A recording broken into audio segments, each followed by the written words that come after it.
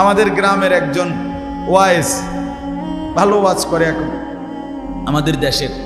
আমার চাচা একদিন বলতেছে আমার এক পানি শোন, হেতে কেরুমা ছিল জানোস না? আমার একদিন বলতেছে কেরুমা ছিল কাকা, তে ছোট থাকতে গাছের উপরে উঠত, উইঠা মানুষের ডাকতো নিচে, চাচা চাচা শুনেন শুনেন বা যেটা শুনেন, গাছের নিচে কেউ আইলে কেউ বা কোনো ছেলে পেলেরও ডাকতো, এই হনুন আসলে ওখান থেকে ফেসাব করে দিতে, মানে চাচা দুষ্টামি করত, যে একসময় এত দুষ্ট ছিল, এখন কি করে ওয়াজ করে। তাইলে ভাবেন তো, প্রত্যেকটা মানুষের জীবনে এরকম তো অনেক কিছু থাকে না, কিন্তু রাসূলুল্লাহ সাল্লাল্লাহু আলাইহি ওয়াসাল্লামের 6 বছরের জীবন আর 60 বছরের জীবন বরাবর।